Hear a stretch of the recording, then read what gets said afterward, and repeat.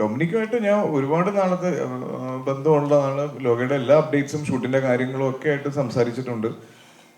പിന്നെ കുട്ടികളുടെ കാര്യം പറഞ്ഞെന്ന് പറഞ്ഞാൽ അവർക്ക് കുട്ടികൾക്ക് ഇഷ്ടപ്പെടുന്ന ഇപ്പൊ ഫസ്റ്റ് പ്രിഫറൻസ് ഇപ്പം ഞാൻ ചെയ്ത കഴിഞ്ഞ വർഷത്തെ സിനിമകൾ വെച്ച് കമ്പയർ ചെയ്യുമ്പോൾ കുട്ടികൾക്ക് കാണാൻ പറ്റിയ ഇപ്പൊ കിഷ്കിന്ധകാണ്ഡം എന്റെ മോന് മനസ്സിലാവില്ല.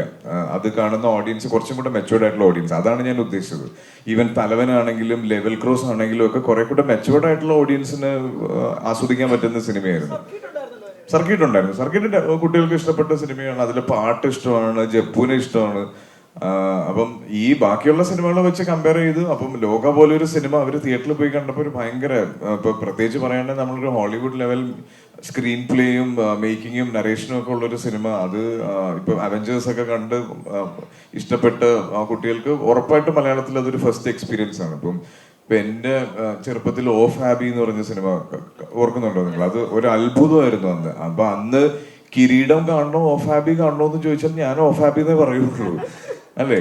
ഇപ്പൊ ഞാൻ എന്തുകൊണ്ടാണ് പണ്ട് നമ്മൾ തിയേറ്ററിൽ പോയി കാണാൻ ആഗ്രഹിക്കാത്ത പല സിനിമകളും ഇന്ന് നമ്മുടെ ഫേവററ്റ് ലിസ്റ്റിലുള്ള സിനിമകളാണ്. അന്ന് എനിക്കത് മനസ്സിലാക്കാൻ പറ്റില്ല. അതാണ് ഞാൻ ഉദ്ദേശിച്ചത്.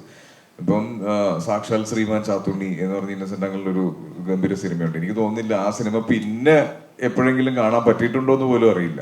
അപ്പൊ ഇപ്പൊ അവരുടെ പ്രായത്തിൽ അവർക്ക് ആസ്വദിക്കാൻ പറ്റുന്നതിനേക്കാൾ മുകളിലാണ് ഞാൻ കഴിഞ്ഞ വർഷം ചെയ്ത പടങ്ങളെല്ലാം. ഞാനും ആഗ്രഹിക്കുന്നുണ്ട് അത്തരത്തിലുള്ള സിനിമകൾ ചെയ്യണമെന്നുള്ളത്. ഇൻഫാക്ട് ഞാനൊരു സൂപ്പർ ഹീറോ മൂവി ഫാനാണ്. അപ്പൊ എന്റെ ഒരുപാട് വർഷത്തെ ആഗ്രഹമായിരുന്നു ഒരു സൂപ്പർ ഹീറോ ചെയ്യണം എന്നുള്ളത്. പക്ഷെ അതില് ഞാൻ ആഗ്രഹിക്കുന്ന പോലത്തെ ഒരു സിനിമയ്ക്കുള്ള ഒരു സ്ക്രിപ്റ്റോ സ്ക്രീൻ പ്ലേ ഒന്നും എന്റെ അടുത്തേക്ക് ഇതുവരെ വന്നിട്ടില്ല. അപ്പം വന്നു കഴിഞ്ഞാൽ ഉറപ്പായിട്ടും അത് ചെയ്യും. അവരായിട്ട് തരുവാണെങ്കിലല്ലേ നല്ലത്, ചോദിച്ചു മേടിക്കുന്നതിനേക്കാൾ.